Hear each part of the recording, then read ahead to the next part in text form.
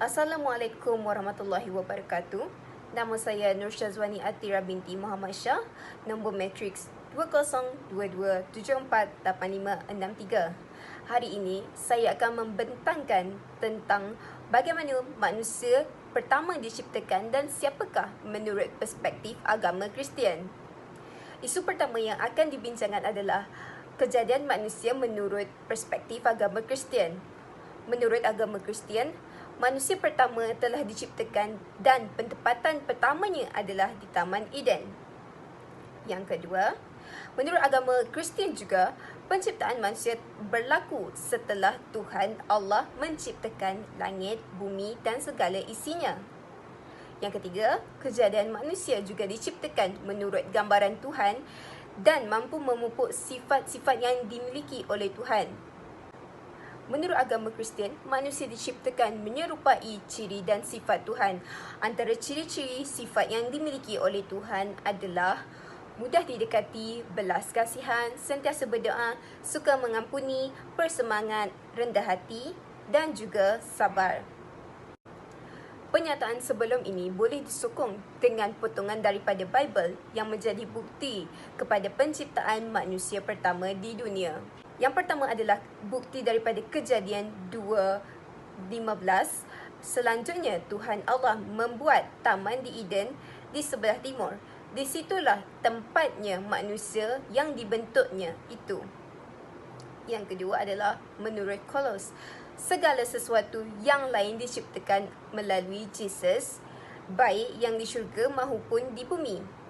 Jesus mencerminkan kepribadian Yehova. Dia merupakan gambaran kepada Tuhan yang tidak kelihatan. Seterusnya, isu yang akan dibincangkan adalah siapakah manusia pertama yang diciptakan oleh Allah menurut perspektif agama Kristian. Menurut pegangan dan penganut agama Kristian, mereka mempercayai bahawa Adam adalah manusia pertama yang diciptakan oleh Tuhan, iaitu Allah. Ini boleh dibuktikan daripada Korintus 15:45 yang berbunyi, manusia pertama, Adam, menjadi makhluk yang hidup. Seterusnya, kita akan membincangkan kehidupan Adam menurut perspektif agama Kristian. Agama Kristian mempercayai bahawa Adam telah diciptakan di Taman Eden dan penempatannya juga di Taman Eden sebelum dicampakkan ke bumi. Sebab Adam dicampakkan ke bumi adalah Adam telah memakan buah daripada pohon yang terlarang oleh Tuhan Allah. Ini terjadi apabila seekor ular yang mengasut Adam dan juga isterinya untuk memetik buah daripada pokok tersebut lalu memakannya dan ingkar dengan arahan Tuhan. Lalu Tuhan Allah memerintahkan manusia itu, demikianlah, semua pohon di taman ini boleh engkau makan, tapi pohon buah pengetahuan tentang baik dan jahat itu tidak boleh engkau makan, sebab pada hari engkau memakannya, engkau pasti mati. Kejadian 2:16-17 ESV. Walau bagaimanapun, Adam telah mengingkari arahan Tuhan Allah dan dia telah dicampakkan ke bumi. Seperti yang kita sedia maklum bahawa Adam adalah manusia pertama yang diciptakan menurut perspektif agama Kristian. Penganut agama Kristian juga masih keliru tentang bahawa adakah Hawa diciptakan selepas kewujudan Adam? Jawapannya adalah ya. Sebab Hawa diciptakan selepas Adam ke bumi adalah untuk melengkapi hidup Adam. Dia juga diciptakan daripada tulang rusuk kiri Adam dan telah menjadi isteri kepada Adam.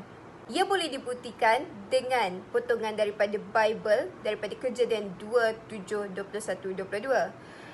Dan dari rusuk yang diambil Tuhan Allah dari manusia itu, dibangunnyalah seorang perempuan, lalu dibawanya kepada manusia itu. Ini jelas bahawa Hawa diciptakan untuk saling melengkapi kehidupan Adam. Di samping itu, isu yang akan dibincangkan seterusnya adalah bagaimana penciptaan manusia pertama yang diciptakan menurut perspektif agama Islam. agama Kristian mempunyai persamaan seperti agama Islam, dan penganut agama Kristian juga mempercayai bahawa Nabi Adam AS adalah manusia pertama dan Hawa diciptakan bersama untuk menjadi isteri kepada Nabi Adam AS. Potongan dari ayat suci Al-Quran yang boleh dijadikan bukti adalah, dan dia mengajar kepada Adam nama-nama benda-benda seluruhnya, kemudian mengemukakannya kepada para malaikat. Daripada surah Al-Baqarah ayat 31. Jadi, apakah perbezaan antara agama Kristian dan juga agama Islam? Menurut agama Kristian, manusia diciptakan daripada debu tanah dan menyerupai Tuhan, dan juga boleh dilihat sendiri di Kejadian 1:26, berfirmanlah Allah, baiklah kita menjadikan manusia menurut gambar dan rupa kita. Dan juga di Kejadian 2:7, ketika itulah Tuhan Allah membentuk manusia daripada debu tanah dan menghembuskan nafas hidup ke dalam hidungnya, lalu manusia menjadi makhluk yang hidup. Menurut agama Islam pula, di dalam Al-Quran surah As-Sajdah 7-8, yang bermaksud yang membuat segala sesuatu yang diciptakan sebaik-baiknya, yang dimulai penciptaan manusia daripada tanah, kemudian dia menjadikan keturunannya dari saripati air yang hina. Dengan ini jelaslah bahawa ada perbezaan antara agama Kristian dan juga agama Islam. Selain itu, sebab-sebab manusia diciptakan ke bumi juga berlainan menurut agama Islam dan juga agama Kristian. Menurut agama Kristian, ia untuk memuliakan Tuhan mereka, iaitu bawalah anak-anakku lelaki-laki dari jauh dan anak-anakku perempuan dari ujung-ujung bumi, semua orang yang disebutkan dengan namaku yang kuciptakan untuk kemuliaanku, yang ku bentuk dan yang ku jadikan. Dari ini daripada potongan Yesaya 43:7. Dari perspektif Islam adalah sangat berbeza daripada perspektif agama Kristian. Menurut perspektif agama Islam, manusia telah diciptakan untuk menjadi khalifah di bumi dan boleh memimpin umat Islam yang lain. Ini boleh dibuktikan daripada surah Al-Baqarah ayat 30 yang bermaksud, dan ingatlah ketika Tuhanmu berfirman kepada para malaikat, aku hendak menjadikan khalifah di muka bumi.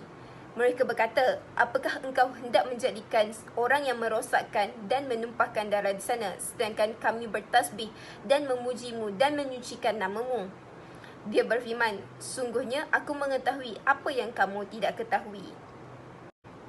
Kesimpulannya, kebanyakan isi kandungan Bible adalah seakan-akan dengan kitab Al-Quran yang dianuti oleh agama Islam. Oleh itu, umat Islam hendaklah berpegang teguh kepada Al-Quran dan juga Sunnah dan sentiasa berpegang kepada sumber yang benar. Umat Islam perlu mengetahui bahawa agama Kristian adalah salah dan tidak berlandaskan pegangan yang telah disyariatkan oleh agama Islam. Perbezaan antara agama Kristian dan juga agama Islam telah dibuktikan daripada potongan Bible yang telah disebutkan sebelum ini. Akhir sekali, untuk penganut agama Islam, kita hendaklah sentiasa berpegang dan percaya kepada Al-Quran dan juga Sunnah dan juga sumber yang benar untuk dijadikan sebagai pengajaran dan juga rujukan. Hal ini kerana supaya kita tidak keliru dengan agama Kristian yang seakan-akan dengan agama Islam. Sekian, terima kasih.